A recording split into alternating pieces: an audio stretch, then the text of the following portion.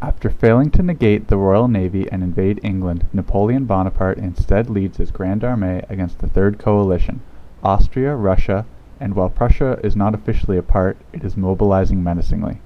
Russia's armies are many weeks away from the Central European theater, but an Austrian force is within striking distance of the Grande Armée, which Napoleon must defeat in detail to stand a chance against the entire coalition.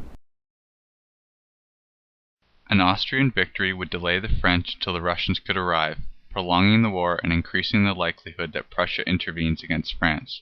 A French victory would defeat the Austrians in detail, leaving only the Russians to deal with. Bonaparte deploys the majority of his army along the Rhine River, while 5th Corps and Murat's cavalry deploy behind the Black Forest, the traditional French invasion route. Mack deploys west of Ulm. He is awaiting a Russian army numbering 100,000, which is slowly marching west.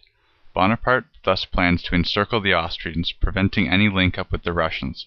Mack, expecting an opposing army one-third its actual size, plans to hold off the French until the Russian hammer arrives to crush them against the Austrian anvil.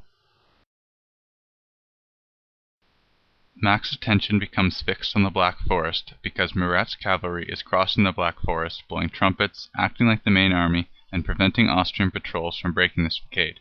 5th Corps stands by in case Mack strikes against this force. Bonaparte orders the rest of his subordinates towards the Danube River to cut off Mack's retreat. Each are given exact destinations, but are allowed to reach them any way they see fit. However, they are careful not to overlap paths, because it would be more difficult to forage supplies from the land. Hence Bonaparte's maxim, separate to live, unite to fight.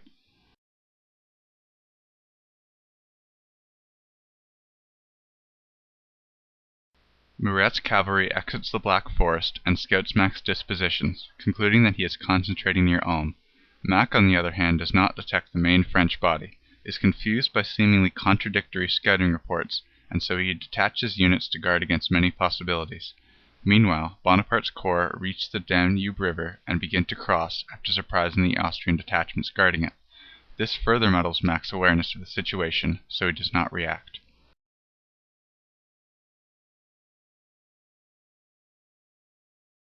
Bonaparte presses his left wing to complete the encirclement of Mack by flooding upon the inadequate Austrians along the river bank.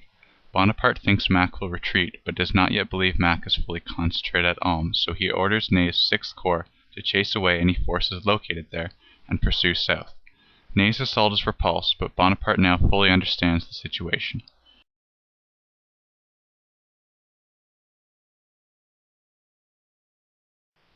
Mack, however, still does not comprehend the disaster unfolding around him.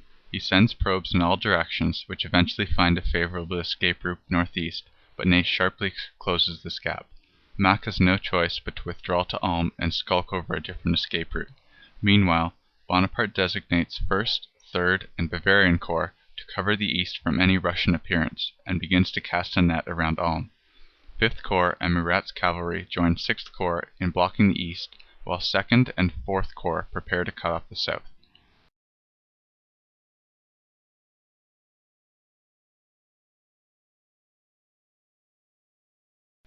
Austrian units hastily flee north and south as the French seal the net around Ulm.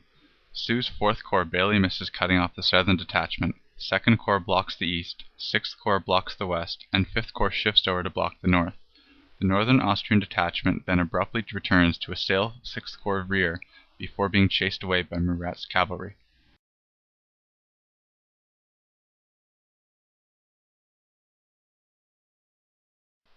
Mack is completely surrounded, so Bonaparte demands his surrender. Bonaparte's siege weapons are far from the front, and his forces have foraged the immediate countryside bare, but these factors are unknown to Mack. He refuses to surrender because although he is also short on food and heavy guns, he has plenty of ammunition and a strong position. However, the Austrian subordinates recognize the futility of the situation, mutiny, and open negotiations with Bonaparte. Mack surrenders soon after. The Austrian capitulation left only Archduke Charles' force of 80,000 to defend Vienna, but it was deployed south of the Alps, and its path was consequently blocked by a French detachment led by Ney anyways. Napoleon captured Vienna in November, before facing the Russians in the decisive clash at Austerlitz in December.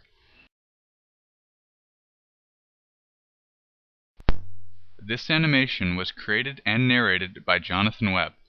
For more great battles, visit www.theartofbattle.com. It's like a museum, except not boring.